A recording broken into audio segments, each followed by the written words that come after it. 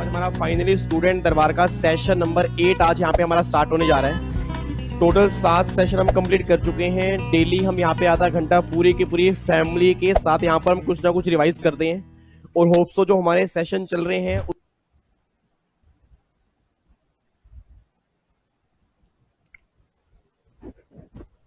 Hello hello hello, good evening ji, good evening भाई, की हाल चाल। बच्चा कह रहा है सर आप कहाँ पे हो। ओ माय गॉड, मैं आ चुका हूँ सर।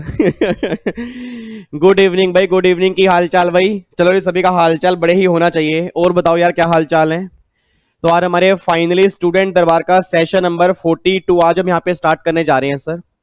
उम्मीद करता हूँ लास्ट सेशन आपने कंप्लीट कर लिया होगा। लास्ट सेशन में हमने एडवांस रूलिंग का चैप्टर जो था जीएसटी का वो हमने रिवाइज किया था और उसमें आई होप आपको कोई डाउट होंगे नहीं और होने भी नहीं चाहिए। बिल्कुल सिंपल चैप्टर था, बट आपके एग्जाम में कंफर्म वहां से क्वेश्चन बनता है, चाहे वो ओल्ड सिलेबस के बच्चे हों चाहे वो न्यू सिलेबस के बच्चे हों, दोनों के एग्जाम में चैप्टर मोस्ट इंपोर्टेंट है, बस ये बात ध्यान देना। और आपको मैंने कहा भी था कि प्रैक्टिकल क्वेश्चन जो हम करेंगे ना वो हम मंडे को करेंगे। तो फाइनली आज हम प्रैक्टिकल क्वेश्चन का पार्ट नंबर 4 आज हम यहाँ पे स्टार्ट करेंगे। और आज जो हमारा सीए वाला एक पेपर बैलेंस था नवंबर 19 का, तो नवंबर 19 के एग्जाम में जितने भी प्रैक्टिकल क्वेश्चन जो बने हैं ना वो सारे आज हमें यहाँ पे कंप्लीट करने हैं। तो नवंबर 19 का पेपर कंप्लीट करने के बाद हमने सीए के 4 पेपर पूरे कंप्लीट कर लिए। उसके बाद अभी मई 20 का जो पेपर था वो अब जुलाई 20 में होना है, तो वो भी एग्जाम उनके भी होने हैं हमारे भी होने हैं। अब बच्चा ये बात कह रहा है सर फिर जो अगले सेशन के अंदर आप प्रैक्टिकल क्वेश्चंस लेके आओगे वो कौन से लेके आओगे। अब अगले सेशन के अंदर जो प्रैक्टिकल क्वेश्चन लेके आऊंगा ना, जो आपके सीएस के एग्जाम में अभी तक जो प्रैक्टिकल क्वेश्चन बने हैं उसको हम सारे डिस्कस करना स्टार्ट करेंगे। और जो सीएमए के एग्जाम में प्रैक्टिकल क्वेश्चन बने हैं उनको भी हम डिस्कस करना स्टार्ट करेंगे। अच्छा एक बात और ध्यान सुना, कई बच्चे ना कमेंट बॉक्स में डाल रहे थे कि सर आईसीएसए वालों ने ना वो लेटेस्ट क्वेश्चन बैंक इशू कर दिया जीएसटी का, वो जुलाई के लिए है, फुली अपडेटेड है। सर मैंने कल उसको खोल के देखा है, उसमें आईटीसी का प्रैक्टिकल क्वेश्चन जो उन्होंने सोल्व किए ना अभी भी पुराने तरीके से सोल्व किए। इट मीन पूरी अमेंडमेंट अभी भी उसके अंदर नहीं है। अब मुझे नहीं पता उन्होंने वो कैसे अमेंड की है, may be theoretical question amend कर दिए होंगे, बट प्रैक्टिकल क्वेश्चन में अभी भी वहां पे मिस्टेक है। ठीक है, तो आपको ध्यान रखना जब भी आप वो क्वेश्चन बैंक करोगे ना, तो आपको दोबारा बोल रहा हूं, आपको अगर क्रॉस वेरीफाई करनी है अमेंडमेंट्स तो आप बेयर लॉ से करोगे, जो नोटिफिकेशन सीबीआईसी इशू करती है उससे करोगे। आपके मॉड्यूल में गलतियां अभी भी हो सकती हैं, आप उसके पहले पेज पे चेक कर लो, उन्होंने साफ साफ लिखा है कि क्वेश्चन में अभी भी गलतियां हो सकती हैं।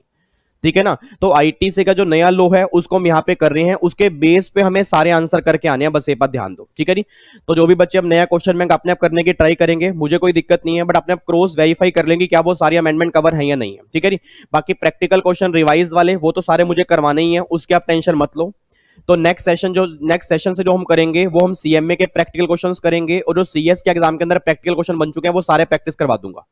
अच्छा एक बात और सुना ध्यान से, अब जो हमारा अगला सेशन होगा ना वो प्रैक्टिकल क्वेश्चन का नहीं होगा। बच्चा कह रहा है उसके अंदर फिर हम क्या करेंगे, उसके अंदर आपका जीएसटी का एक इंपॉर्टेंट टॉपिक है जो 18 घंटे की रिवीजन क्लास के अंदर मैंने रिवाइज करवाया नहीं था, और वो टॉपिक सीएस सिर्फ और सिर्फ सीएस प्रोफेशनल के सिलेबस के अंदर है, दैट इज जीएसटी प्रैक्टिशनर। और जैसे ही मैंने जीएसटी प्रैक्टिशनर का नाम लिया ना, कई बच्चे कह रहे हैं ओ माय गॉड सर ये टॉपिक तो बहुत इंपॉर्टेंट है। यस बहुत इंपॉर्टेंट है, और आप सब जानते हो प्रैक्टिकल लाइफ में सबसे ज्यादा इस टाइम जीएसटी प्रैक्टिशनर ही चल रहा है। तो नेक्स्ट क्लास के अंदर हम उसकी रिवीजन करेंगे, वही आधे घंटे से 40 मिनट का टॉपिक होगा। उम्मीद करता हूं रिवीजन क्लास पूरी अटेंड करोगे, सही तरह से अटेंड करोगे, और उसके बाद जो फिर हमारे सेशन होंगे फिर प्रैक्टिकल क्वेश्चन के स्टार्ट हो जाएंगे। ठीक है जी, तो सर मैंने आपसे कमिटमेंट की थी कि मैं आपको पूरा जीएसटी भी रिवाइज कराऊंगा, जो आपके एडिशनल टॉपिक है टेंशन मत लो सर, आपका भाई रिस्पॉन्सिबिलिटी पूरी लेके चलेगा। इट मीन पेपर मैंने पहले भी कहा था पेपर आपका नहीं है, पेपर मेरा है। वो मतलब जितने मैक्सिमम प्रैक्टिकल क्वेश्चन मैं प्रैक्टिस करवा सकता हूं ना शाम को आके, वो सारे मैं प्रैक्टिस कराऊंगा और आपकी पूरी कंप्लीट रिवीजन भी करा दूंगा, आप उसकी टेंशन मत लो। बस आपने बस एक काम करना है, घर जाके दोबारा से रिवीजन करनी है और अच्छे से क्वेश्चन प्रैक्टिस करने हैं। मुझे आप में से कई सारे बच्चों के 80+ मार्क्स अगर आएंगे ना, तो उस दिन मुझे लगेगा कि भैया जो मैंने हार्डवर्क किया था वो मेरा हार्डवर्क पूरा हो गया। और अगर 80+ मार्क्स नहीं आएंगे तो दिक्कत तो नहीं होगी, बट ये लगेगा यार इतना सारा हार्डवर्क किया तो हार्डवर्क करने का फिर फायदा क्या हुआ। तो प्लीज इस हार्डवर्क का फायदा सिर्फ तब होगा अगर आपका टारगेट जो होगा ना वो 70+ और 80+ का होगा। और कमिटमेंट करो फटाफट से कमेंट बॉक्स में सर हम पूरी मेहनत करेंगे। मैं ये नहीं कह रहा कि भैया मान लो, बस आप लिख दो बस कि हम सर पूरी मेहनत करेंगे। अगर आपने ये लिख देना कि पूरी मेहनत करोगे मुझे सेटिस्फेक्शन हो जाएगी। ठीक है जी, बच्चा कह रहा है सर कमिटमेंट कर रहे हैं, पूरी मेहनत करेंगे। Thank you so much. But अगर आप मेहनत करोगे ना, मैं भी आपके साथ मेहनत करूंगा, मैं आपसे कमिटमेंट कराऊंगी आपका भाई, जब तक आपके एग्जाम होंगे कोशिश पूरी करूंगा डेली मैं शाम को आऊं और ये सारे क्वेश्चन प्रैक्टिस कराऊं, ताकि आप भी याद करो कि भैया हमने प्रैक्टिकल क्वेश्चन प्रैक्टिस किए थे। ठीक है जी, चलो जी, अब हम टाइम वेस्ट नहीं करते, इधर देखो ध्यान से।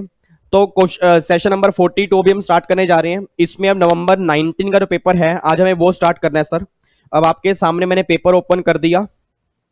सबसे पहला क्वेश्चन जो हम करने जा रहे हैं नवंबर 19 का, दैट इज क्वेश्चन नंबर 5 आपके सामने है। और ये क्वेश्चन नंबर 5 कितने नंबर का है पहले तो एक बार वो चेक कर लो। ये क्वेश्चन है 8 नंबर का। इट मीन्स अब उम्मीद करता हूं ये क्वेश्चन ना आप खुद करोगे और इसमें हमें 8 में से 8 नंबर लेने हैं। इसके वर्किंग नोट्स भी आपने बनाने हैं और इसका आंसर भी सही होना चाहिए। और ये क्वेश्चन किसका है? सेम आईटीसी का ही है। आओ जी एक बार चेक करते हैं क्वेश्चन में क्या लिखा है। एक बार क्वेश्चन रीड करो जी। वो ये बात कहना चाह रहे हैं, MS Gray, a registered taxable person under regular scheme, provide following information in respect of supply made by the during the month of April 19। मतलब वो ये बात कहना चाह रहे हैं कि भैया जो अप्रैल के महीने में इन्होंने सप्लाई की है ना, उसकी डिटेल जो है वो नीचे आपको दी है। इट मींस ये वाली सप्लाई हमारी कौन सी है? आउटवर्ड सप्लाई है। अच्छा एक बात मुझे और बोलना, आउटवर्ड सप्लाई का मतलब क्या है? इस पे जो भी जीएसटी लगेगा ना, वो जीएसटी मुझे गवर्नमेंट को देना पड़ेगा, ये बात ध्यान दो। अब जब मैं गवर्नमेंट को देने जाऊंगा, जो भी मेरी इनवर्ड सप्लाई होगी उस पर मैंने जो जीएसटी दिया होगा उसका मुझे आईटीसी मिलेगा। और मैंने पहले भी कहा था लेने को देने से यूज करोगे, फिर जो बैलेंस निकल कर आएगा वो तुम्हें कैश के अंदर पे करना पड़ेगा, बस ये बात ध्यान दो। तो ये हमारी सारी के सारी आउटवर्ड सप्लाई है। एक बार चेक करना आउटवर्ड सप्लाई में क्या लिखा हुआ है।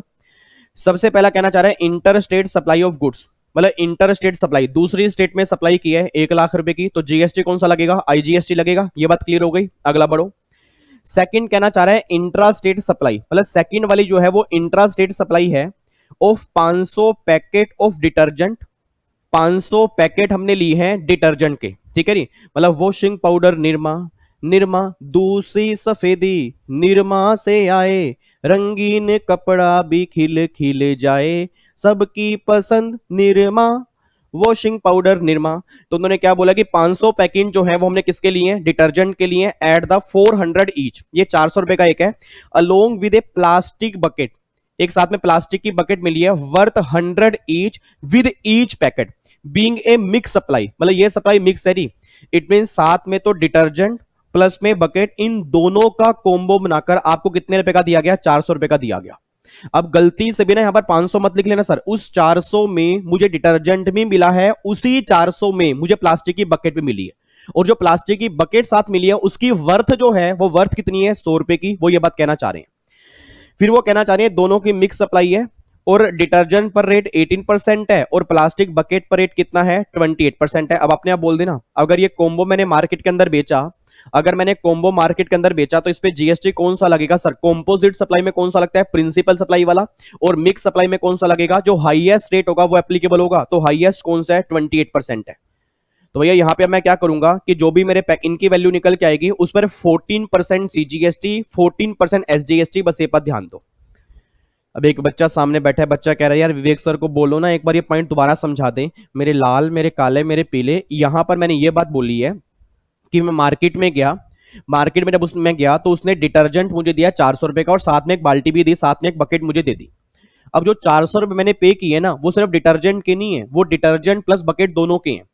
उसमें जो 400 है वो कह रहे हैं उसमें 100 रुपए की जो वैल्यू है ना वो बकेट की है, बट मुझे कितने का दोनों मिला? 400 का मुझे मिला। अब ये उसने बोला ये मिक्स सप्लाई है। अब अगर ये सप्लाई मिक्स सप्लाई है तो जो हाईएस्ट रेट होगा पूरी वैल्यू पर वो रेट एप्लीकेबल होगा, ये बात आपने क्लास के अंदर पढ़ी होगी। तो ये दो रेट आपको दिए हैं, डिटर्जेंट का 18 है, बकेट का 28 है, तो एप्लीकेबल कौन सा करेंगे? 28 करेंगे। बट यहां पर आईजीएसटी नहीं लगेगा क्योंकि इंट्रा स्टेट सप्लाई है, और अगर इंट्रा स्टेट है सीजीएसटी 14%, एसजीएसटी 14%, ये एप्लीकेबल हो जाएगा, ठीक है नहीं। आगे देखो फिर अगला पॉइंट क्या है, supply of online educational journal, supply of online educational journal to Pinnacle, a private coaching centre providing tuition to student of class 10th और 12th being intra state supply. Sir ये बात आपने एग्जामिशन लिस्ट के अंदर पढ़ी होगी, एग्जामिशन की एंट्री नंबर 66 अगर आपको ध्यान आ रही हो, एंट्री नंबर 66 में साफ साफ लिखा था कि जो भी प्राइवेट कोचिंग सेंटर होते हैं ना उनको दी गई सर्विस कभी एग्जाम नहीं होती। सर एक बात मैंने सोच के बोलना, मेरी आई विद्या अकेडमी है, अब जो मेरी आई विद्या अकेडमी लक्ष्मी नगर के अंदर है तो क्या वो मेरी गवर्नमेंट अप्रूव्ड है या प्राइवेट है? प्राइवेट है। अब जो मेरी खुद की वेबसाइट मेरी एक्सपर्ट बनू है ये भी क्या है? प्राइवेट है। तो सिंपल सी बात है, अब ये प्राइवेट कोचिंग इंस्टीट्यूट जो होंगे ना वो जीएसटी में एग्जम्प्ट नहीं है, इट मींस ये टैक्सेबल है, आप सभी तो जानते हो। देखो मैं आपको एजुकेशन दे रहा हूं, उसके लिए जो भी मैंने ऑनलाइन बच्चों से फीस चार्ज की है, फेस टू फेस वालों से फीस चार्ज किया, उस फीस पर मैंने जीएसटी एप्लीकेबल किया, रीजन बीइंग क्योंकि हम प्राइवेट कोचिंग सेंटर है। अब बच्चा ये बात कर रहा है सर एजुकेशन पर टैक्स क्यों है, तो गवर्नमेंट ने बोला एजुकेशन पर टैक्स नहीं है अगर वो स्कूल की है, कॉलेज की है। इट मींस अगर प्राइवेट कोचिंग सेंटर होंगे ना तो उनके काम पर जीएसटी लगेगा, बस ये बात ध्यान दो। तो यहां पर साफ साफ बोला है कि ये सर्विस किसको दे रहा है, प्राइवेट कोचिंग सेंटर को। तो भैया प्राइवेट कोचिंग सेंटर को अगर ये सर्विस दी जा रही है तो उस केस में यहां पर जीएसटी एप्लीकेबल होगा, उस केस में ये एग्जम्पशन में कवर नहीं होगा, ये बात ध्यान देना। ठीक है, एक बार एंट्री नंबर 66 जाके पढ़ लेना, उसमें साफ साफ लिखा हुआ है प्राइवेट कोचिंग सेंटर आपके एग्जम्प्ट नहीं होते, ये बात ध्यान दो। ठीक है जी, तो अगर ये एग्जम्प्ट नहीं होंगे इस पर भी जीएसटी लगेगा, और इस पर कौन सा लगेगा, सीजीएसटी, एसजीएसटी। रीजन बिंग उसने क्या क्या बोला है, ये इंट्रा स्टेट सप्लाई है।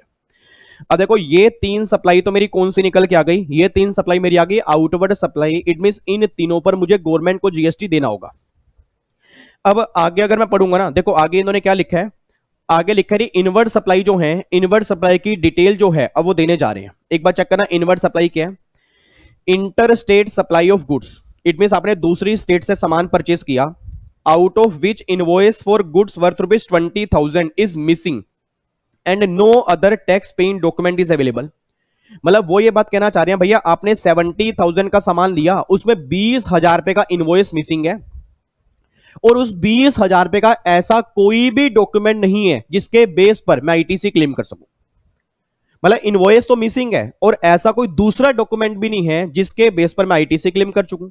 तो सोच के बोलना अब क्या मुझे आईटीसी 70,000 का मिलेगा या 50 का मिलेगा, सर 50 का मिलेगा। एक बच्चा कह रहा है यार 20,000 क्यों नहीं मिलेगा, नालायक को याद करो आपने आईटीसी के चैप्टर में सेक्शन 16 किया होगा, उसमें सेक्शन 16 में आईटीसी क्लेम करने की 4 कंडीशन होती हैं, और पहली कंडीशन ही क्या होती है कि आपके हाथ में टैक्स इनवॉइस होना चाहिए। और ये क्वेश्चन पहले भी आ चुका है, ये क्वेश्चन पिछले पेपर के अंदर भी था कि भैया अगर मेरे हाथ में टैक्स इनवॉइस नहीं है तो उसका मुझे आईटीसी नहीं मिलेगा, तो मुझे आईटीसी कितने का मिलेगा, 50,000 का मिलेगा। उसके बाद वो कहना चाह रहे हैं रिपेयर ऑफ ए बस, आपने बस की रिपेयर की सर्विस ली है with seating capacity 20 passenger use for transport its employee from their residence being intra state supply. मतलब आपने रिपेयर की सर्विस ली एक बस से रिलेटेड, उसकी सीटिंग कैपेसिटी जो है वो 20 पैसेंजर की है, और इस बस को मैं यूज किस लिए कर रहा हूं, एम्प्लॉय के लिए। अब जैसे ही मैंने एक लाइन बोली ना, अब रटने वाला बच्चा सामने बैठा बच्चा कहता है ओ माय गॉड, कहता सर इस पर तो आईटीसी मिलेगा ही नहीं। मैं कहा आईटीसी क्यों नहीं मिलेगा, कहता सर आपको सेक्शन 17(5) ध्यान नहीं आ रहा क्या, जो आपने क्लास में कहा था। आपने सेक्शन 17(5) में कहा था कि मोटर व्हीकल पर आईटीसी मिलता नहीं है, और अगर मोटर व्हीकल पर आईटीसी नहीं मिलता तो उसकी सर्विस का भी नहीं मिलेगा, चाहे अपने वो मोटर व्हीकल बिजनेस में यूज क्यों ना किया हो। मेरे नंद गोपाल, मेरे नोनू, मेरे सोनू, याद करो क्लास के अंदर मैंने आपको यह भी कहा था कि मोटर व्हीकल का मतलब होता है जिसकी सीटिंग कैपेसिटी होती है वो 13 पैसेंजर तक होती है, और 13 पैसेंजर से ऊपर जितने भी मोटर व्हीकल होंगे उन सबका मुझे आईटीसी मिल जाएगा, बस ये बात ध्यान दो। और यहां साफ साफ कह रहे हैं 20 पैसेंजर की बात हो रही है सर, तो अगर 20 पैसेंजर की बात है तो इस मोटर व्हीकल का मुझे आईटीसी मिलेगा, और इसके लिए ली गई सर्विस का भी मुझे आईटीसी मिलेगा। एक बार चेक कर लेना क्लास के अंदर मैंने आपको डायग्राम बनवाया था, वो डायग्राम ऐसा होगा।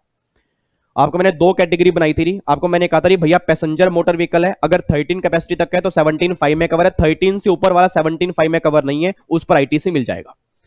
तो भैया आईटीसी मुझे इसका भी मिलेगा और आईटीसी मुझे इसका भी मिलेगा, वो बात अलग है, ऊपर वाले के अंदर पूरा नहीं मिलेगा, 20,000 माइनस कर देंगे, बैलेंस जो 50,000 होगा उसका मिलेगा। लो जी, अब आगे देखो फिर वो कहना चाह रहा है, वो कहना चाह रहा है मुझे पहले के गवर्नमेंट से ना इतने रुपए लेने हैं, मुझे पहले के इतने रुपए लेने हैं, ठीक है। फिर उसे जीएसटी का रेट दिया 9% सीजीएसटी, 9% यहां पे दिया हुआ है आईजीएसटी, ठीक है जी, और 9% सीजीएसटी, 9% एसजीएसटी, और 18% क्या दिया हुआ है आपको, आईजीएसटी दिया हुआ है। और फिर वो ये कहना चाह रहे हैं एक्सक्लूसिव ऑफ टैक्सेस है, आईटीसी की सारी कंडीशन सेटिस्फाइड है, मुझे निकालना क्या है, रिक्वायरमेंट देख लो, कह रहा है compute the minimum net GST payable in cash, मतलब नेट जीएसटी मुझे कैश में कितना देना पड़ेगा वो निकाल दो। क्वेश्चन करना स्टार्ट करें, पक्का पक्का। अब देखो इतना लंबा चौड़ा क्वेश्चन जो है ये क्वेश्चन 8 नंबर का बना है, और मेरी पूरी क्लास जानती है, अब इतनी प्रैक्टिस हम क्वेश्चन की कर चुके हैं ना, मैं इतनी गारंटी दे सकता हूं कि अगर ये क्वेश्चन मैं ना भी कराऊं तो मेरी फैमिली का सिंगल बच्चा तो भी इसको सही करेगा।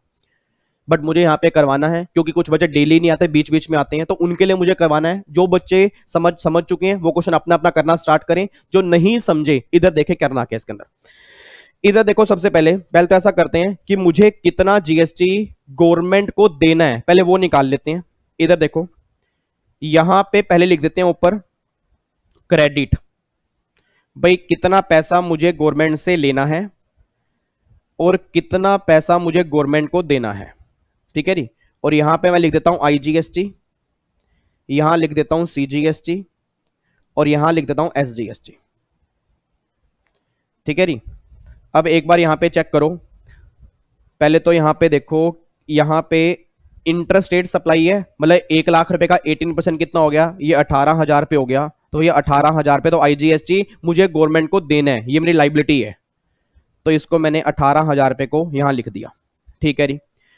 उसके बाद देखो फिर यहां पे वो कह रहे हैं इंट्रा स्टेट सप्लाई 500 के पैकेट हैं, 500 पैकेट है डिटर्जेंट, 400 रुपए का एक मिला है, तो भैया 500 मल्टीप्लाई 400, ये हो गया 2 लाख रुपए। इसका 14% सीजीएसटी, 14 और एसजीएसटी, 28,000 रुपए निकल के आ गया। तो ये 28,000 तो ये आ गया और 28,000 का एसजीएसटी आ गया, ठीक है जी। अच्छा, ये पैसा मुझे गवर्नमेंट को देना है, ये मेरी लाइबिलिटी है, ध्यान रखना। उसके बाद फिर वो कहना चाह रहा है supply of online educational journal, ये प्राइवेट कोचिंग सेंटर है, एग्जाम्प्ट नहीं है, टैक्सेबल है, तो भैया 50,000 का 9%, तो 4500 ये भी आ गया। तो ऐसा करता हूं 28,000 में ना 4500 माइनस कर लो, तो ये आ गया 32,500। तो मैं इसको यहां से हटा के ना यहां लिख देता हूं नेट 32,500, ये मुझे टोटल गवर्नमेंट को देने हैं, और 32,500 ये भी मुझे टोटल गवर्नमेंट को देने हैं, ठीक है। इसमें कोई दिक्कत तो नहीं है? नहीं सर, बिल्कुल दिक्कत नहीं आ रही। अब ये चेक करो कितना पैसा मुझे गवर्नमेंट से लेना है, इनवर्ट सप्लाई पे आ जाओ। यहां तक कोई दिक्कत तो नहीं है? ये जो बच्चा सामने बैठा, मेरे को गुस्से से क्यों देख रहे हो? यहां तक कोई दिक्कत है क्या? दिक्कत तो नहीं है क्या? मिक्स सप्लाई वाला पॉइंट समझ में नहीं आया? नालायक को याद करो, सप्लाई के चैप्टर में एक चैप्टर था कॉम्पोजिट सप्लाई, मिक्स सप्लाई। और मिक्स सप्लाई में क्या करते हो, जो भी हाईएस्ट रेट होगा वही तो एप्लीकेबल करेंगे ना। बच्चा कह रहा है यहाँ पे 18% क्यों नहीं लिया? मेरे लाल, मेरे काले, मेरे पीले, एक बार जाके ना मिक्स सप्लाई वाला लो पढ़ लेना। मिक्स सप्लाई के लो में ये होता है कि जो भी जहां पर हाईएस्ट रेट होता है ना, पूरी सप्लाई पर वो एप्लीकेबल होता है। और उसने साफ साफ लिखा है ये सप्लाई मिक्स सप्लाई है, और अगर ये सप्लाई मिक्स सप्लाई है तो हाईएस्ट रेट तो 28% है ना। और मैंने 14 क्यों लिया? क्योंकि 28 टोटल है, तो 14% सीजीएसटी, 14% एसजीएसटी मैंने इसलिए ली है, ठीक है जी। चलो आगे इनवर्ट सप्लाई पर आओ जी। अब ये 70,000 में से 20,000 माइनस किए, अब यहां पे 50,000 रह गए, और ये इंटर स्टेट है, मतलब आईजीएसटी पे किया होगा। तो 50,000 का अगर मैं 18% निकालूंगा तो ये 9,000 पे यहां पे निकल के आ गया, ये 9,000 पे आ गया जी। उसके बाद फिर अगला यहां पे है रिपेयर की सर्विस ली है, और ये इंट्रा स्टेट है, तो भैया 50,000 का 9%, तो 4500 ये आ गया। तो भैया 4500 ये आ गया और 4500 ये आ गया। लो जी, अब कितना पैसा मुझे गवर्नमेंट से लेना है और कितना पैसा मुझे गवर्नमेंट को देना है, ये निकल के आ गया। अब मुझे फटाफट से बोल दो, अब लेने को देने से एडजस्ट करना है। सबसे पहला ऑर्डर किसका होगा? यार अगर आप अभी भी टाइम लगाओगे ना तो बहुत दिक्कत वाली बात है। हम बहुत सारे लेक्चर लगा चुके हैं और मैं कितने टाइम से डेली लाइव आ रहा हूं आपको। मुझे फटाफट से बताओ अभी तक सबसे पहला ऑर्डर किसका होगा? आईजीएसटी का। सेकंड ऑर्डर किसका होगा? सीजीएसटी का। और तीसरा ऑर्डर किसका होगा? एसजीएसटी का। ये 3 ऑर्डर होंगे। अब चेक करना, आईजीएसटी खत्म करते हैं, सबसे पहले आईजीएसटी, तो इसको मैंने इससे खत्म किया, ये 9,000 मेरा पूरा खत्म हो गया। और अगर ये 9,000 मेरा पूरा खत्म हो गया तो इसमें से 9,000 मैंने माइनस कर दिए। अच्छा, बच्चा कह रहा है सर रुको, क्या कर रहे हो आप? क्योंकि इसने पहले के भी तो पैसे गवर्नमेंट से लेने हैं। ओहो, sorry sorry sorry sorry sorry sorry sorry. बच्चा कह रहा है सर इसलिए तो हम आपको बुला रहे थे, आप हमारे सामने बैठे नहीं, अब बताओ हम कैसे बुलाएं आपको? सॉरी जी, आगे भी तो है 5 और आईजीएसटी के 40,000 रुपए हैं। ओ माय गॉड, देखो कितनी बड़ी गलती हो रही थी। तो भैया 40 और 9 ये 49,000 हो गए, और यहां पे ये 95 और यहां पे भी 95 हो गया, क्योंकि 5,000 रुपए ये भी तो लेने हैं। तो ये 95 हो गया और ये 95 हो गया, ठीक है। अब मेरे ख्याल सही है, अब कोई दिक्कत तो नहीं है? नहीं सर कोई दिक्कत नहीं है। तो भैया इसको इससे खत्म करो, ये 18,000 पूरे खत्म हो गए, 18,000 मेरे पूरे खत्म हो गए। तो इसमें से अगर मैं 18,000 माइनस करूंगा तो ये 49,000 माइनस में 18,000, तो मुझे 31,000 जो है ये गवर्नमेंट से अभी लेने हैं, ये गवर्नमेंट से मुझे लेने हैं। अब मुझे सोच के बोला, इस 31,000 को मैं सीजीएसटी में भी कर सकता हूं, एसजीएसटी के अंदर भी कर सकता हूं, जैसे आपका मन करे वैसे कर सकता हूं। ये क्वेश्चन हम क्लास में कई बार कर चुके हैं, और आपको मैंने पहले भी कहा था कि अगर क्वेश्चन साइलेंट होगा ना तो जो मैं एग्जाम में करके आऊंगा 50% सीजीएसटी, 50% एसजीएसटी। और मैं दोबारा बोलूंगा और हर बार बोलूंगा जब ये क्वेश्चन आएगा, इसके कई सारे ऑल्टरनेट पॉसिबल हैं, ये बात ध्यान देना, और सारे सही होंगे अगर आपने नीचे नोट लिखा है बस। तो यहां पे 50% मैं यहां कर देता हूं और 50% मैं कर देता हूं यहां पर। तो अगर मैं 32,500 में से 31,000 का हाफ कितना हो गया, 15,500। तो ये 15,500 मैंने माइनस किया यहां पे और 15,500 मैंने माइनस की यहां पे, तो ये मेरा बैलेंस आ गया 17,000 पे, और ये मेरा बैलेंस ये भी कितना आ गया, 17,000 पे आ गया। ठीक है नी। अच्छा अब यहां पे सीजीएसटी पे आ जाओ। अब ये सीजीएसटी से खत्म करूंगा, ये मेरा 95 पूरा खत्म हो गया और अब ये 31 भी पूरा खत्म हो गया। तो अगर इसमें से मैं 9500 माइनस कर दूंगा तो ये बैलेंस मेरा बचेगा 7500, मेरा ये बच जाएगा। और ऐसे 95 इससे खत्म हो गया तो इससे माइनस करूंगा तो मेरा कितना बन गया, 75 ये। तो भैया मेरी लाइबिलिटी बच रही है सीजीएसटी की 7500 और एसजीएसटी की 7500, ये मेरी लाइबिलिटी बच रही है। एक बच्चा कहता है सर क्या इसको हम पहले सीजीएसटी से पूरा कर सकते हैं? मुझे कोई भी दिक्कत नहीं, मैं आपको बार बार कह रहा हूं, मुझे कोई प्रॉब्लम नहीं है, आप कैसे भी करो। इस क्वेश्चन में उसने मुझे कहीं नहीं कहा सीक्वेंस ये फॉलो करना है, अगर मुझे कहीं भी नहीं कहा तो ये तो कंफर्म है कि आईजीएसटी पहले आईजीएसटी में होगा, सेकंड ऑप्शन जो होगा ना वो तुम्हारे ऊपर है, बस ये बात ध्यान दो। तो सेकंड तुम जैसे मर्जी करो, क्योंकि लॉ में क्या लिखा है, एट एनी मैनर, किसी भी तरह से करोगे हमें कोई दिक्कत नहीं है। बच्चा कह रहा है सर एक बार इंस्टीट्यूट का आंसर क्या है वो भी तो हमें दिखा दो ताकि हमें पता लगे हमारा सही है। आओ जी उसका आंसर देखते हैं। ये देखो जी, ये उसका आंसर दिया हुआ है, ये चेक कर लो जी, ये देखो जी, ये उसका है आंसर है। अब एक बार यहां पे चेक करना, देखो जी, ये देखो जी 18,000 पे आईजीएसटी और फिर यहां पे देखो जी 28,000 वही यहां पे वो आ गया ना मिक्स सप्लाई वाला 28 और यहां पे देखो ऑनलाइन एजुकेशनल इंस्टीट्यूट 4500, तो ये 32,500 और ये 18,000। मेरे ख्याल से हमारा भी यही आया होगा। देखो 32,500 18,000 हमारा भी सेम आया। Okay okay yes sir. उसके बाद देखो फिर अब आ गया जी इनपुट टैक्स क्रेडिट। अब आईटी से कितना मिलेगा, देखो यहां पे ब्रॉड फॉरवर्ड 5 5 और 40, ये तो मुझे पहले का लेना है।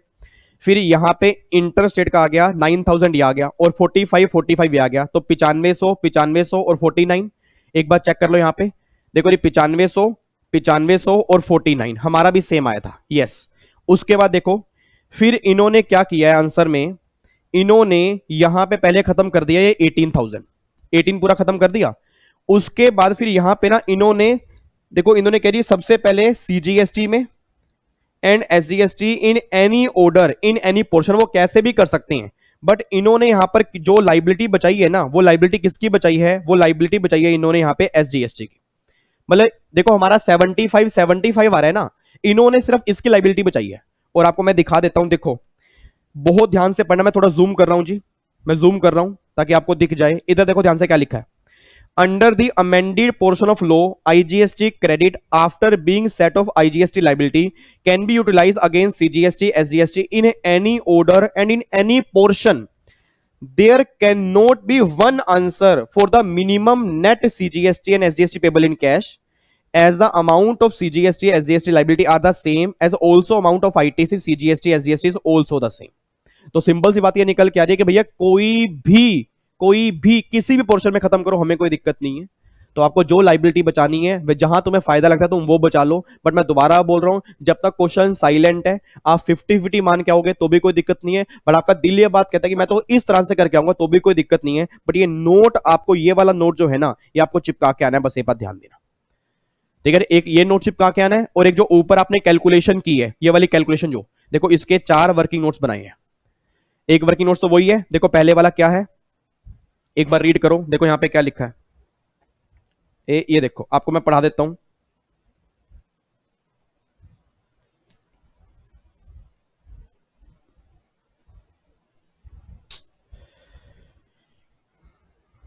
ये देखो री एक बार रीड करना क्या, देखो supply of detergent and bucket together is a single price 400 is a mixed supply, being a mixed supply composite to supply it shall be treated as supply that particular supply attract highest rate, वही बात लिखी है।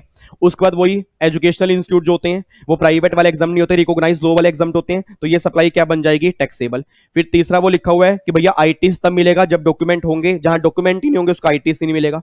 और 13 से ऊपर वाले अगर passenger होंगे तो उस मोटर व्हीकल का आईटीसी मिल जाता है। देखो ये 4 वर्किंग नोट्स हैं, सर तब जाके मानना कि हमारे 8 नंबर आएंगे। कब? अगर ये टेबल फॉर्म में प्रेजेंटेशन होगी और ये वर्किंग नोट्स अगर आपके होंगे, तब जाके 8 नंबर आएंगे। और आपसे मैंने कमिटमेंट भी की है कि बहुत जल्दी मैं एक लेक्चर पूरा लेके आऊंगा प्रेजेंटेशन के ऊपर, क्योंकि प्रोफेशनल के बच्चों को इतनी तो गारंटी है कि मैं टेक्स्ट की रिवीजन इतनी करा दूंगा, प्रैक्टिस इतनी कर दूंगा, उन्हें एग्जाम में कोई दिक्कत नहीं आएगी। बट प्रेजेंटेशन कैसे बेस्ट करके आनी है, उसका भी पूरा एक कंप्लीट लेक्चर बना के डालूंगा कि ये बेस्ट प्रेजेंटेशन है। ठीक है, तो अब उसकी टेंशन मत लो, बट प्रेजेंटेशन से पहले आपका आंसर सही आना चाहिए कि भैया मेरा आंसर यही निकल के आ रहा है। क्लियर हो गया? तो अब जाके हमारा एक क्वेश्चन खत्म हो गया 8 नंबर का, और उम्मीद करता हूं क्वेश्चन आपको समझ में आ गया होगा। कोई दिक्कत तो नहीं है? आगे बढ़ सकते हैं? यस सर, आगे बढ़ सकते हो। लो जी, अब जाके हमारा क्वेश्चन पूरा खत्म हो गया। अगले क्वेश्चन पे आओ जी। अगला क्वेश्चन कितने नंबर का है? अगला क्वेश्चन हमारा 6 नंबर का है। लो जी, अगला क्वेश्चन भी हमारा 6 नंबर का है, ये भी इंपॉर्टेंट है। एक बार चेक करना क्या है अगला question. Mister Zafar of Assam. पहले तो ये बताओ, आसाम जो है, क्या आसाम 11 स्पेशल कैटेगरी स्टेट के अंदर आता है? 11 के अंदर यस आता है। बट अगर मैं रजिस्ट्रेशन की बात करूंगा तो अब आसाम जो है वो स्पेशल कैटेगरी स्टेट में नहीं आता। अगर मैं कॉम्पोजिट स्कीम की बात करूंगा तो भी आसाम जो है अब वो स्पेशल कैटेगरी स्टेट में नहीं आता। आपको मैंने पहले भी कहा था, आसाम यहां से खत्म हो चुका है। अब कॉम्पोजिट स्कीम के लिए सिर्फ 8 स्पेशल कैटेगरी स्टेट हैं जिसमें आसाम कवर नहीं होता। तो मेरी बात समझ दिया, ध्यान सुनना। तो अगर ये क्वेश्चन रजिस्ट्रेशन का है तो आसाम नॉर्मल स्टेट है, और अगर ये कॉम्पोजिट स्कीम का है ना तो भी ये आसाम नॉर्मल स्टेट में कवर होगा। गलती से भी इसको स्पेशल कैटेगरी स्टेट में कवर मत कर लेना, क्योंकि कई बच्चों ने, मुझे नहीं पता कब लो पढ़ा होगा, कब जीएसटी रिवाइज किया होगा, और कई बच्चों को तो बस ये लगता है कि शाम को अगर डेली 50 मिनट बैठ जाओ, सर प्रैक्टिस तो करवा ही रहे हैं, कुछ ना कुछ तो दिमाग के अंदर जाएगा। ये उनकी बहुत बड़ी गलत सोच है। वो सब रटने का काम कर रहे हैं कि अगर ऐसा हो गया तो वैसा हो गया, वैसा हो गया तो ये करना है, ये हो गया तो वो करना है। ऐसे तुक्के ताके जो है ना सर, वो सीएस प्रोफेशनल के एग्जाम में नहीं चलते। तो मैं दोबारा बोल रहा हूं, अभी भी टाइम है। जिनका पहला अटेम्प्ट है उनके लिए तो गोल्डन अपॉर्चुनिटी है, और जिनके पहले 1-2 अटेम्प्ट लग चुके हैं तो भी कोई दिक्कत नहीं है, उनके लिए भी गोल्डन अपॉर्चुनिटी है। इतनी प्रैक्टिस ना आज तक आपने की होगी ना आप करोगे, ये मेरी गारंटी है। जिंदगी का आज तक का सबसे बेस्ट जो है मैं आपके साथ लगा दूंगा, बट उसके लिए मुझसे आपसे भी कमिटमेंट चाहिए कि आप ध्यान से पढ़ोगे। तो जब मैंने आसाम पढ़ा तो तुरंत माइंड में क्लिक हो गया, नॉर्मल स्टेट की बात है, अब कोई स्पेशल कैटेगरी स्टेट की बात नहीं है। आगे पढ़ो। Mister Zafar of Assam provide the following information for the preceding financial year 1920। पिछले साल की इंफॉर्मेशन दी हुई है।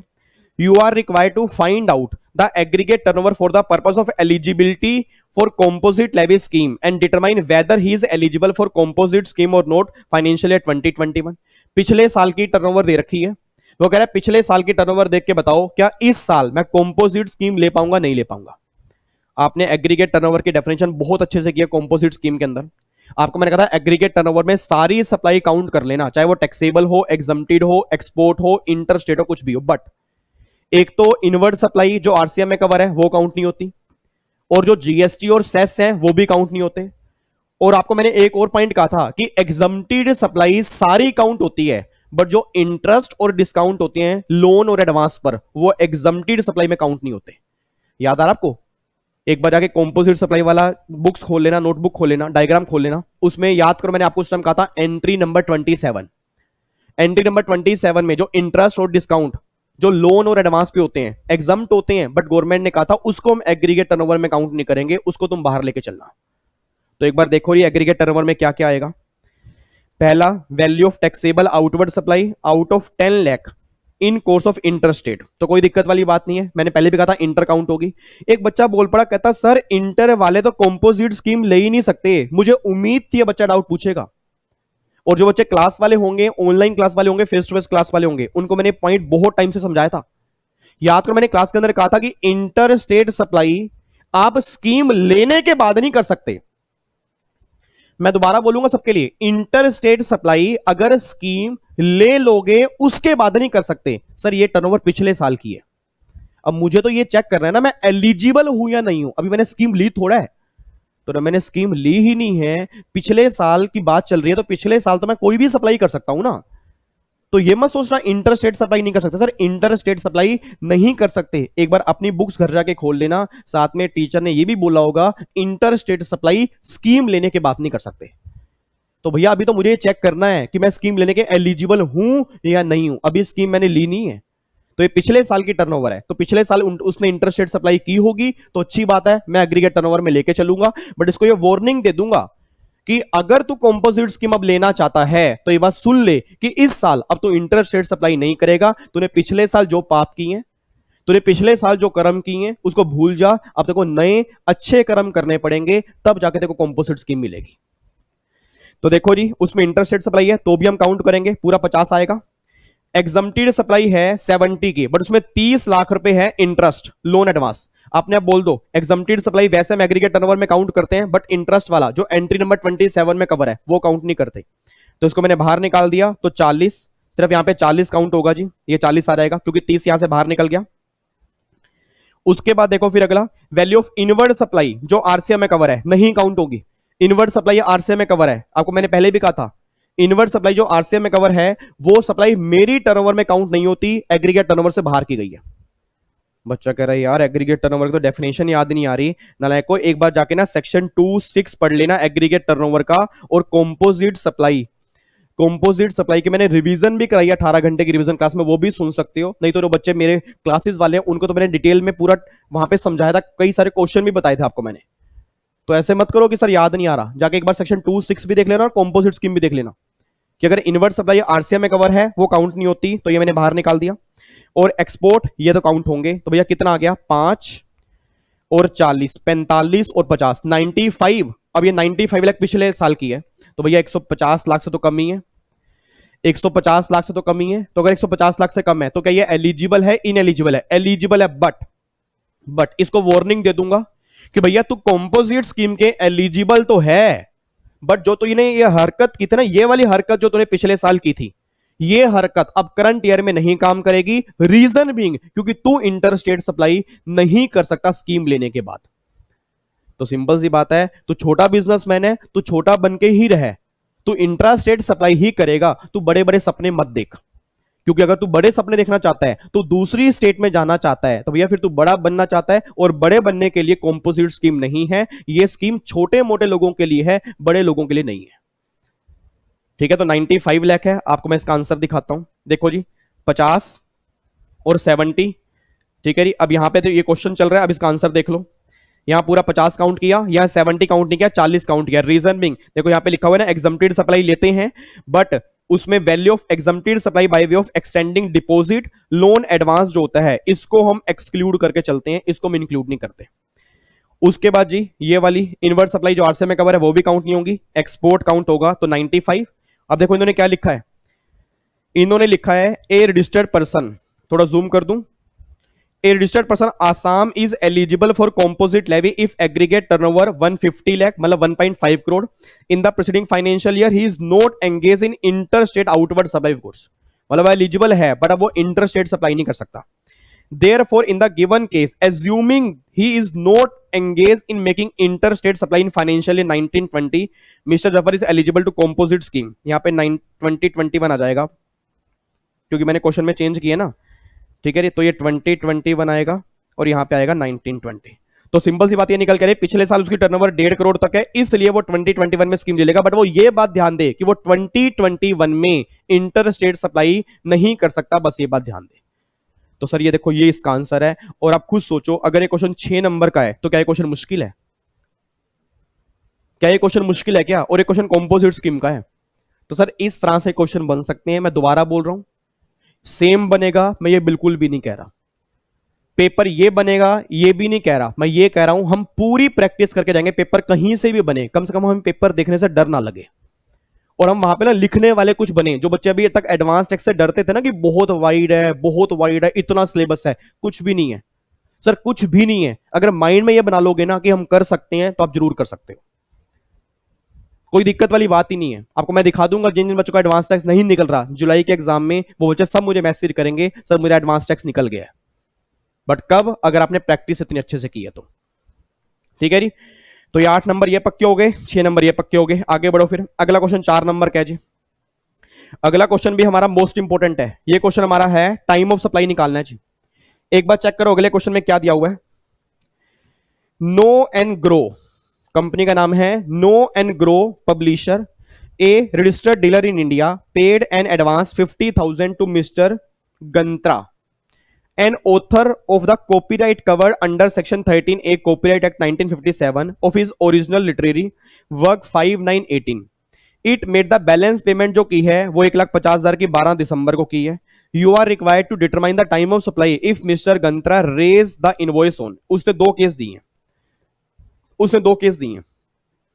पहली बात तो टाइम ऑफ सप्लाई जो मुझे निकालना है ये टाइम ऑफ सप्लाई गुड्स वाले केस में सर्विस वाले केस में सर्विस वाले केस में ये बात क्लियर हो गई. और दूसरी बात ये जो केस है ना याद करो रिवर्स चार्ज में कवर है. मुझे नहीं पता कितने बच्चों को ध्यान आएगा नहीं आएगा सेक्शन 9(3) में कॉपीराइट वाले केस में रिवर्स चार्ज था. और अगर कॉपीराइट वाले केस में रिवर्स चार्ज था और अगर मुझे टाइम ऑफ सप्लाई निकालना है सर्विस वाले केस में रिवर्स चार्ज का तो याद करो मैंने क्लास के अंदर कहा था कि जब आपने इनवॉइस इशू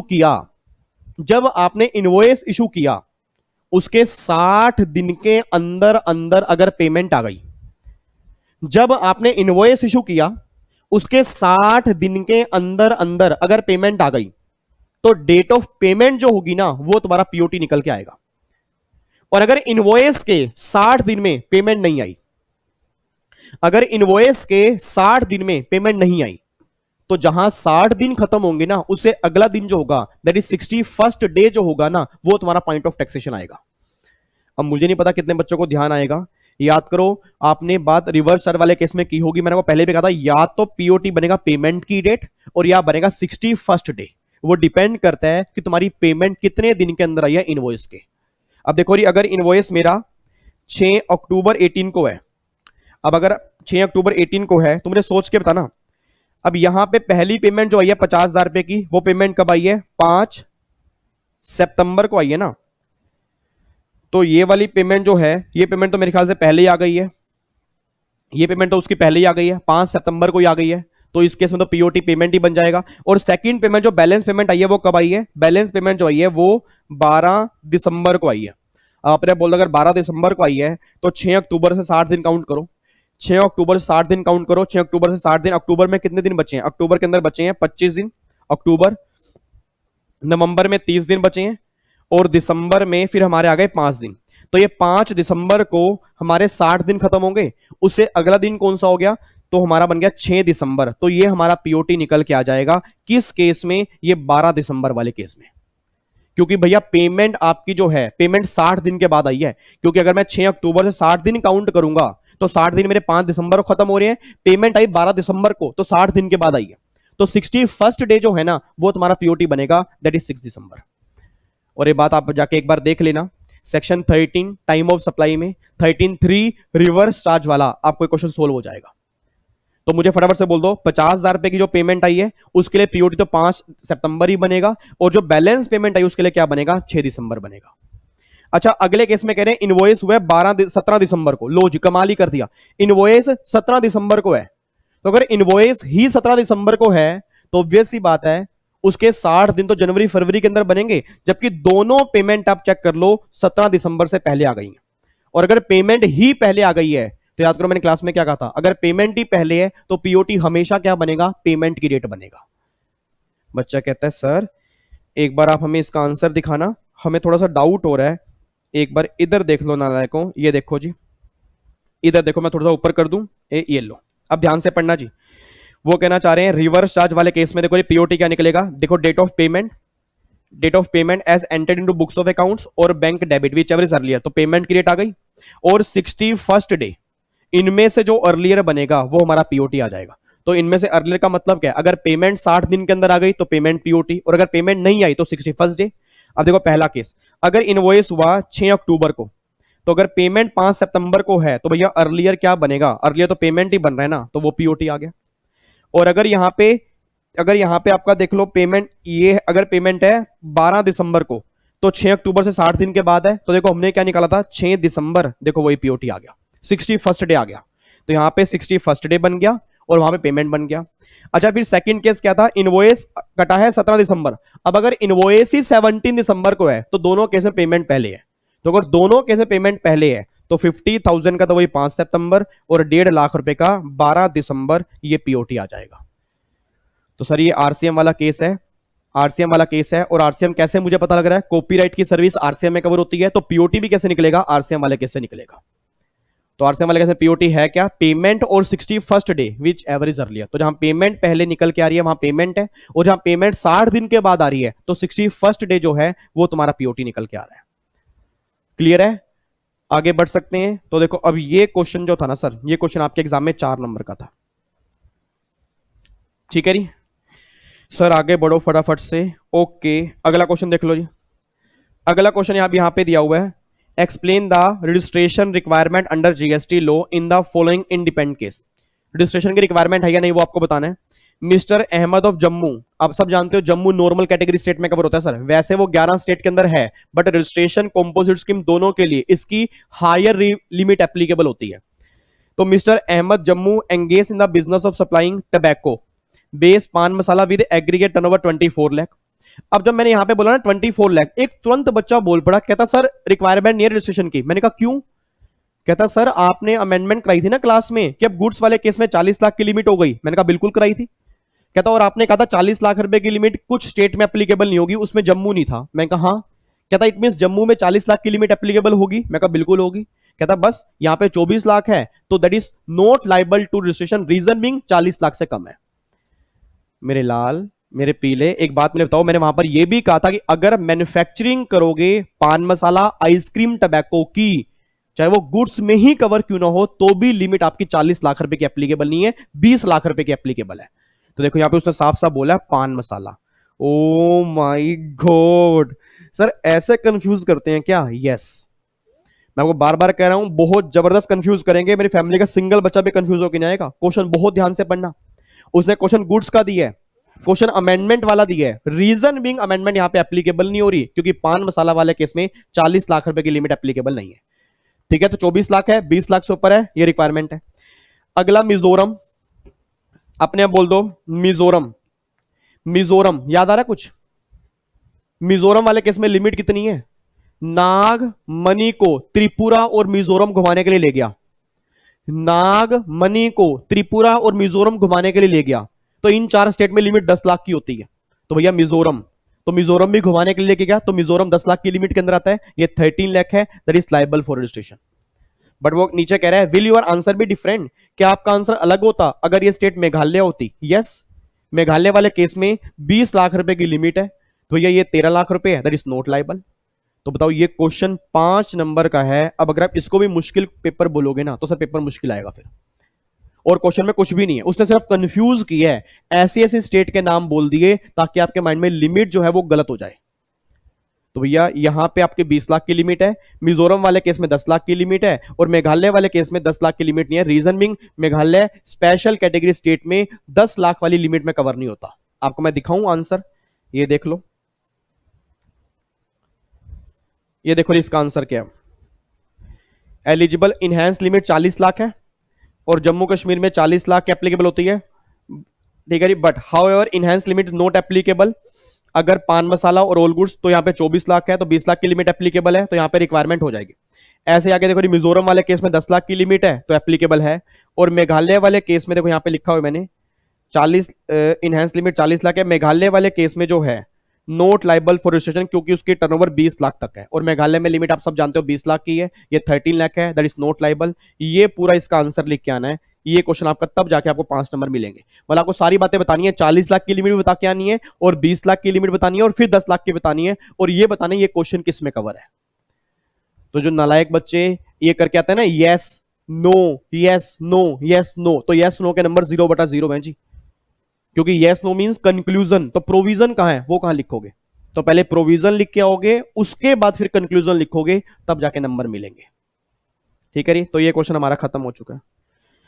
आगे सारे थ्योरेटिकल क्वेश्चन ही है, तो थ्योरेटिकल तो वैसे आप भी खुद कर सकते हो, बट मैं आपको थोड़ा थोड़ा ओवरव्यू दे देता हूं, इसके आंसर आप पढ़ सकते हो। और मैं आपको दोबारा बोल रहा हूं, इसके लिंक जब प्रैक्टिकल क्वेश्चन का पार्ट नंबर 1 मैंने डाला था ना, तो उसके कमेंट बॉक्स में सबसे पहले ही इसका लिंक है, वहां से आप डाउनलोड कर सकते हो पढ़ने के लिए। ठीक है, तो थ्योरी बेस्ड क्वेश्चन मैंने पहले भी कहा था, वो आप खुद पढ़ सकते हो। प्रैक्टिकल सारे मैं करवा दूंगा, बट एक फिर भी एग्जाम में आए हैं तो ओवरव्यू देख लेते हैं इसका आंसर क्या होगा। वो ये बात कहना चाह रहे हैं, मिस्टर शाह एक consignor is required to move goods from Ahmedabad to Nanded, he appoint Mehta transporter for movement of goods. Mehta transporter move the goods from Ahmedabad to Kheda Gujarat for completing the movement of goods Kheda to Nanded. Mehta transporter now hand over the goods Parikh transporter. मतलब एक transport से दूसरे transport पे चला गया, that is multi modal cargo. और multi modal cargo में एक में तो वेसल आएगा, एक में विदाउट वेसल आएगा, दोनों मल्टी मॉडल कार्गो होते हैं। अब ये क्वेश्चन किसका है? मल्टी मॉडल कार्गो का है। वो ये बात कहना चाह रहा है, explain the procedure regarding the e way bill to be followed by consignor and transporter as per provision. Sir याद करो, मैंने आपको कहा था ई वे बिल फाइल करेंगे, याद आ रहा है फॉर्म नंबर क्या था? EWB01। Part number A, part number B. Part number A तो कंसाइनर का, पार्ट नंबर बी ट्रांसपोर्टर का, और इतने ट्रांसपोर्टर चेंज होंगे उसकी डिटेल पार्ट नंबर बी के अंदर जाती है, वो बार बार आपको अमेंड करना पड़ता है। ये सारी बातें आपको लिख के आनी है, ठीक है। तो इसका थ्योरी बेस जो है आप यहां से एक बार पढ़ सकते हो। ये रहा, देखो वही पार्ट नंबर ए इसके अंदर, और फिर पार्ट नंबर बी, और फिर देखो यहां पे आगे लिखा हुआ है पार्ट नंबर बी के अंदर आप क्या करोगे, उसकी अपडेशन करोगे। ये सारी बातें देखो लिखे ना, update the detail of conveyance in part number B. तो ये सारी बातें आपकी लिखी हुई है, आप यहां से एक बार रीड कर सकते हो जी। अगला क्वेश्चन फिर composite supply for supply of service. जो सर्विस के लिए नई कॉम्पोजिट स्कीम आई है जिसके अंदर नई लिमिट 50 लाख रुपए की है। अच्छा, कई बच्चे कह रहे हैं कि सर जो नया सेक्शन हमारे मॉड्यूल में दिया हुआ है, जो मतलब आपको देखा होगा, जो इसमें सेक्शन 10(2)A आया है उसके अंदर लिमिट में कुछ चेंज आया है, बट मैं दोबारा बोल रहा हूं आपके सप्लीमेंट में कहीं पर भी वो नहीं है, और इवन वो अमेंडमेंट ही बाद में है। अमेंडमेंट ही बात के तो सर्विस वाले केस में, याद करो आपको मैंने कहा था ना नोटिफिकेशन, देखो उसमें लिखा हुआ है नोटिफिकेशन नंबर। तो सर्विस वाले केस में, एक्सक्लूसिव सर्विस वाले केस में 50 लाख रुपए की लिमिट ही एप्लीकेबल है, बस ये बात ध्यान देना। तो आपको नोटिफिकेशन नंबर लिख के आना है, और ये 50 लाख रुपए की लिमिट एप्लीकेबल है। रीजन बिंग ये नोटिफिकेशन विड्रॉ नहीं की गई है अभी, ठीक है जी। तो आपको बस दिसंबर वाले बच्चे इसको छोड़ दें, दिसंबर वाले बच्चों में क्या अमेंडमेंट होगी वो मैं अपने आप बता दूंगा।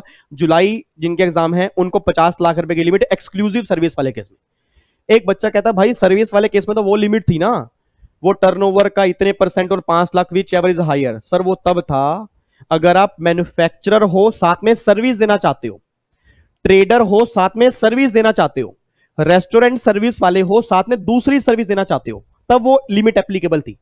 अगर मैं एक्सक्लूसिव सर्विस देना चाहता हूं रेस्टोरेंट सर्विस को छोड़ के, तो लिमिट मेरी 50 लाख थी। और आप सब जानते हो रेस्टोरेंट सर्विस वाले केस में लिमिट कितनी है भैया, वो तो 150 लाख रुपए की लिमिट है। तो उसने मुझसे ये मांगा है, जो नई नोटिफिकेशन आई है वो 6% वाली, याद आ रहा है सर्विस वाले केस में 6% रेट है, तो वो 6% की जो नई नोटिफिकेशन आई है उसमें वो कहना चाह रहा है उसकी क्या क्या कंडीशन है। तो वही कंडीशन है, इंटरस्टेट सप्लाई नहीं करोगे, आईटीसी नहीं मिलेगा, दुकान के बाहर बोर्ड लगाओगे, बिल ऑफ सप्लाई इशू करोगे, कैजुअल टैक्सेबल पर्सन को ये स्कीम नहीं मिलेगी, नॉन रेजिडेंट को ये स्कीम नहीं मिलेगी, और पान मसाला, आइसक्रीम, टबैको, एरिएटेड वाटर अगर इसकी मैन्युफैक्चरिंग करोगे तो स्कीम नहीं मिलेगी। वही सारी कंडीशन जो नॉर्मल कॉम्पोजिट स्कीम में एप्लीकेबल होती हैं, वही सारी बातें यहां लिख के आनी है, ठीक है जी। तो ये देखो जी, ये आपका यहाँ पे नोटिफिकेशन है, ठीक है। देखो वही बात लिखी है, ये सारी की सारी बातें यहाँ लिखी हैं। अब इसमें से कोई भी आप 5 पॉइंट लिख के आ जाना, 5 नंबर का क्वेश्चन है, 5 पॉइंट आपको लिख के आने हैं, ठीक है जी। आगे क्वेश्चन अगला फिर कहना चाह रहा है, discuss the provision of section 39(9) relating to rectification of error omission in GST return already filed and also stated exception state the time limit for making such rectification। आपने जो रिटर्न फाइल कर दिया है, आप सब जानते हो जीएसटी में रिवाइज रिटर्न नहीं फाइल कर सकते, उसको रेक्टिफिकेशन को अमेंडमेंट कर सकते हैं, अपडेट कर सकते हैं, ठीक है। तो वो ये बात कहना चाह रहा है क्या अमेंडमेंट पॉसिबल है? यस पॉसिबल है। और उसकी डेट क्या होती है? वही अगले साल के सितंबर के मंथ की ड्यू डेट और एनुअल रिटर्न फाइल करने की actual date whichever is earlier. तो देखो यहाँ पे वही लिखा हुआ है, देखो लिखा है ना, due date of filing of September month वही 20 अक्टूबर, ठीक है जी, और एक्चुअल डेट फाइलिंग ऑफ इसमें से अर्लियर। यहां तक आपको जो है, यहां इसके बाद परमिशन नहीं मिलेगी, यहां तक परमिशन मिलेगी बस, ठीक है जी। तो ये भी एक क्वेश्चन थ्योरेटिकल है 5 नंबर का। अगला क्वेश्चन ये, explain the consequence if the taxable person under GST law file GST return 39(1) but does not make payment of self assessment. आपने पेमेंट नहीं की तो भैया इंटरेस्ट देना पड़ेगा नहीं देना पड़ेगा? यस देना पड़ेगा, 18% पर एनम। याद आ रहा है कुछ आपको? और अगर आईटीसी में भी डिफॉल्ट किया, क्योंकि आपने यहाँ पे रिटर्न फाइल नहीं की, आईटीसी में भी दिक्कत कर दी, तो 24% पर एनम आईटीसी वाले केस में इंटरेस्ट लगेगा। तो उसने बोला क्या कॉन्सिक्वेंस होंगे? इंटरेस्ट एप्लीकेबल हो जाएंगे, यहाँ पे आपको वो लिख के आना है। और लास्ट है, state the item which are debited to electronic liability register of taxable person. Electronic liability जो लेजर है वो किससे डेबिट होता है, मतलब किससे हमारी लाइबिलिटी इंक्रीज होती है? वही टैक्स हो गया, सेस हो गया, और tax, cess, penalty, fees, charges, चाहे वो मेरे सेल्फ असेसमेंट वाले हो, चाहे वो डिपार्टमेंट कैलकुलेट कर रहा हो, उनसे हमारी लाइबिलिटी इंक्रीज होती है। तो उसने वही बोला है कि आपका लाइबिलिटी लेजर जो है वो किससे इंक्रीज होता है। देखो यहां पे आंसर दिखाता हूं, देखो जी, आइटम डेबिटी कौन से होते हैं, all amount towards tax, late fees, other amount, ये सारा लिखा हुआ है। और देखो ऑल अमाउंट टूवर्ड्स ये असर्टेन बाय टैक्सेबल पर्सन, और अगर इंटरेस्ट आ रहा है मिसमैचिंग का, और टाइम टाइम जो इंटरेस्ट है, इसमें से कोई भी 3 पॉइंट आपको लिख के आने हैं। 3 नंबर के क्वेश्चन में 3 पॉइंट लिख के आने हैं। तो ये सारे क्वेश्चन जो थे ना, ये सारे क्वेश्चन हमारे थियोरेटिकल थे। इसको एक बार आप पढ़ भी सकते हो, ठीक है, इसमें कोई वो प्रैक्टिकल क्वेश्चन वाली बात नहीं है। इसके आंसर फाइल डाउनलोड कर लेना, आराम से आप यहां पे देख लेना। तो अब जाके ना, मतलब इस पूरे पेपर में 2 क्वेश्चन, इवन 3 क्वेश्चन सबसे इंपॉर्टेंट थे। एक तो पहले वाला, और एक दूसरे कंपोजिट स्कीम वाला, और एक तीसरे वाला। ये 3 क्वेश्चन मोस्ट इंपॉर्टेंट थे जो मुझे लग रहे हैं, ठीक है। और ऐसे ऐसे क्वेश्चन आपके एग्जाम के अंदर बन सकते हैं। तो नवंबर 19 का भी पेपर हमारा खत्म हो गया, और भी कई सारे इंपॉर्टेंट क्वेश्चन हैं इंस्टीट्यूट के आईसीए वालों के, जो उनके आरटीपी के अंदर आते हैं, मॉक टेस्ट पेपर के अंदर आते हैं। चिंता मत करो सर, जितना टाइम मेरे पास होगा ना, मैं मैक्सिमम प्रैक्टिस कराऊंगा। बट ये कई बच्चे इसको भी ये सोच के बैठ चुके हैं कि भैया मैं अपनी तरफ से तैयारी नहीं करूंगा, मैं बाकी पेपर पे टाइम लगाऊंगा, एडवांस टेक्स्ट पे टाइम नहीं लगाऊंगा क्योंकि विवेक सर तो आ ही जाते हैं। ये उनकी सबसे बड़ी गलत सोच है, क्योंकि सर जो मैं टाइम लगा रहा हूं ये आपकी तैयारी के अलावा है, आपकी तैयारी के अलावा है, ये बात ध्यान देना सर। ये मेरे टाइम को अपने टाइम में काउंट मत करो। जो ऐसा कर रहे हैं, मैं सिर्फ इसलिए कह रहा हूं क्योंकि जो मैं 1 घंटा लगा रहा हूं, मैं इसलिए कि ताकि आप जो 1 घंटा वेस्ट करते थे ना, उसको खत्म करके बस तुम यहां पे लगा दो। बाकी जो तुम्हें नॉर्मल एडवांस टेक्स्ट का तुम्हारा शेड्यूल है दिन में पढ़ने का, वो सेम शेड्यूल आज भी होना चाहिए। सर आपके पेरेंट्स को, आपको और मुझे नंबर चाहिए, और वो नंबर तब आएंगे जब डेडिकेशन से पढ़ाई करोगे। सिर्फ आप ये सोच लो कि मेरे ऊपर डिपेंडेंट हो जाओगे, और सीएस प्रोफेशनल का बच्चा मेरे ऊपर डिपेंडेंट हो जाएगा कि चल विवेक सर करवा रहे हैं, मैं अपनी तैयारी नहीं करूंगा, ये सबसे बड़ी गलत चीज है। रिस्पॉन्सिबिलिटी मेरी है प्रैक्टिस करवाने की, बट आपकी अलग से प्रैक्टिस भी होनी चाहिए। मेरी बात समझ पा रहे हो आप? तो आपके अंदर एक खुद जुनून हो कि मुझे क्वेश्चंस की प्रैक्टिस करनी है, मुझे एक आंसर निकालने हैं, मेरी प्रेजेंटेशन करनी है, एक क्वेश्चन में कितना टाइम लग रहा है।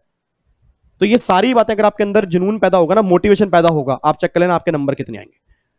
पर अगर आप यही सोच के बैठ जाओगे दिन में 1 घंटा ही दूंगा, विवेक सर शाम को आते हैं बस वही दे दूंगा, कोई दिक्कत वाली बात थोड़ा है, तो आप मुझे आके ना पेपर के बाद फिर मुझे गालियां निकालोगे, सर आपने तो कहा था एडवांस टेक्स्ट मेरी रिस्पॉन्सिबिलिटी है, हम तो आपके सहारे रह गए।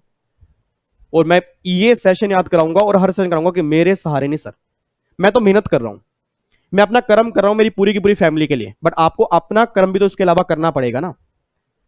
कोई एडवांस टेक्स्ट में 70 मार्क्स ऐसे नहीं आते सर, ये बात ध्यान देना, आपको बहुत प्रैक्टिस करनी पड़ेगी, बहुत प्रैक्टिस करनी पड़ेगी। तो आप अपना प्रोविजन पे टाइम लगाओ, प्रैक्टिकल क्वेश्चन की प्रैक्टिस जितनी हो सकती है वो मैं करवा रहा हूं, ठीक है जी।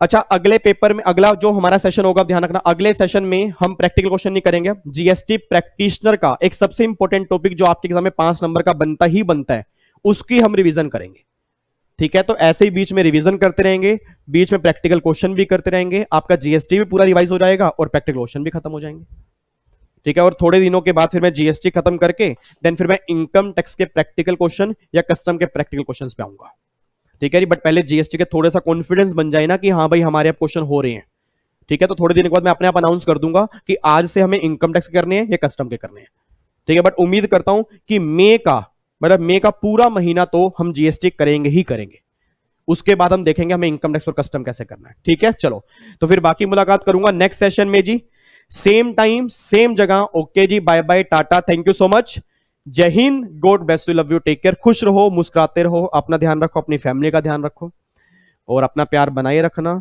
और नालायक वीडियो को लाइक करके जाना, कई बच्चे जान के डिसलाइक करते हैं मेरे मजे लेने के लिए, पाप लगाएगी उन्हें माता रानी, चिंता मत करो। तो जान के मजे लेते हैं ना, भगवान देख लेना, फिर भगवान भी देखेगा कि आप जान के काम कर रहे हो, गलत बात है, मेहनत पे ऐसे काम नहीं करना चाहिए। Bye bye, take care, love you so much, bye bye.